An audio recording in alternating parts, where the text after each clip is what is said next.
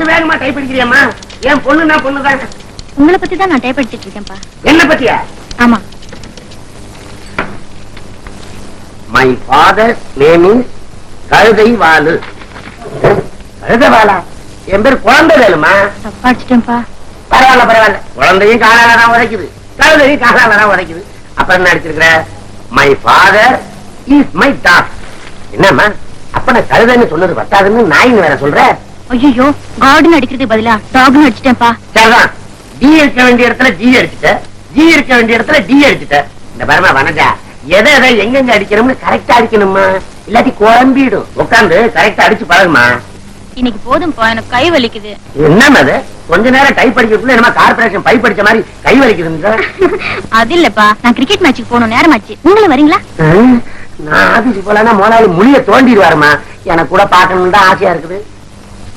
நான் உங்களுக்கு டிரான்சிஸ்டர் தரேன்ப்பா, அது ஆபீஸ்ல வச்சுக்கிட்டு கேளுங்க.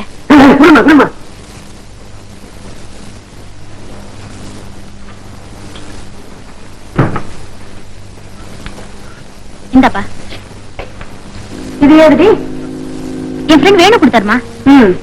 ஒரு நாளைக்கு ஒரு ஃப்ரெண்டு புடவை வாங்கி கொடுத்தாங்க, இன்னொரு நாளைக்கு இன்னொரு ஃப்ரெண்டு சென்ட் வாங்கி கொடுத்தாங்க.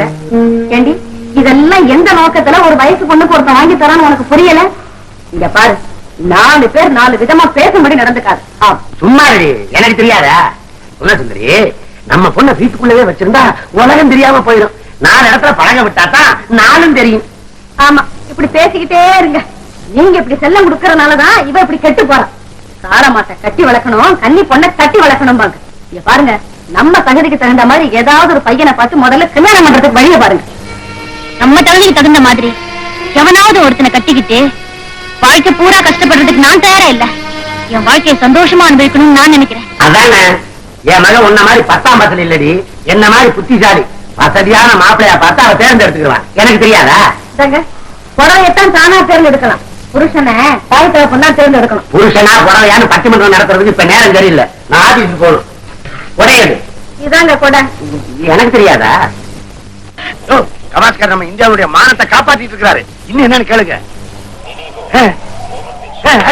கவாஸ்கர் போர் அடிச்சுட்டாயா? கவாஸ்கர், அடுத்தவனை வரவிடாத வரவிடாத. சார் முதலாளி வரவிடாத சார், முதலாளி சார். அவர் வரவிடாத. அவர் தான் நமக்கு சம்பளம் கொடுக்கிறவரு. முதலாளி விடாத, ஓடுங்க ஓடுங்க.